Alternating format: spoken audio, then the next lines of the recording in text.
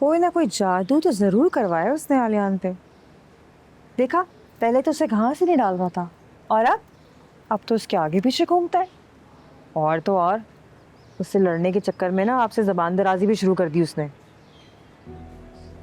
जादू करनी है दोनों माँ बेटियां, लेकिन तुम फिक्र ना करो, देखना इनके पर मैं कैसे काटती हूँ। जानती नहीं है, अरे जानती नहीं है कि इन्होंने किससे पंगा लिया है। बस कर दो अम्मा।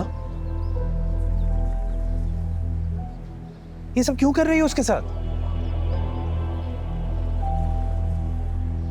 और अगर यही सवाल मैं तुमसे करूं, तुम क्यों कर रहे हो ये सब कुछ? ज्यादती हो रही है नूर के साथ और तुम अच्छी तरह जानती हो कि किसी के साथ गलत हो मैं बर्दाश्त नहीं कर सकता। सब समझ आ रहा है मुझे आलियान, तुम क्यों कर रहे हो। उसकी नजरों में अच्छा बनने के लिए ना मुझे और अम्मा को तुम नीचा दिखा रहे हो, बदनाम कर रहे हो।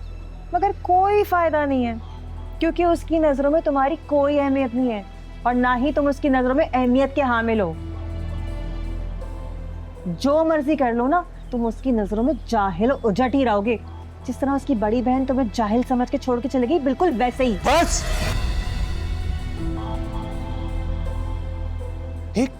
एक लफ्ज और नहीं कहोगे अम्मा, इसको चुप करा ले वरना। अम्मा, मैं क्यों चुप करूं? क्यों चुप करूं मैं? अरे उस कल की लड़की के लिए तुम अम्मा के सामने लड़ना शुरू हो गए हो। हमें नीचा दिखा रहे हो, बदनाम कर रहे हो, गलत साबित कर रहे हो। अम्मा चुप करा ले इसे। एक लफ्ज और बोला ना तो मुझसे बुरा कोई नहीं होगा।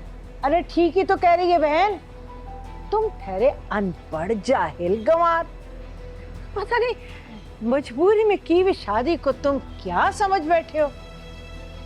उसने भी ना मजबूरी में तुमसे ये रिश्ता कायम किया है, कोई मोहब्बत नहीं है उसे तुमसे, कोई दिल लगी नहीं है। खुशफहमी में ना रहना तुम। तो ये सब मुझे बताने का मकसद क्या है? यानी आप लोग नूर के साथ जो कुछ भी करें और मैं खामोश रहूं, ऐसा हरगिज नहीं होगा, बता देता हूं मैं।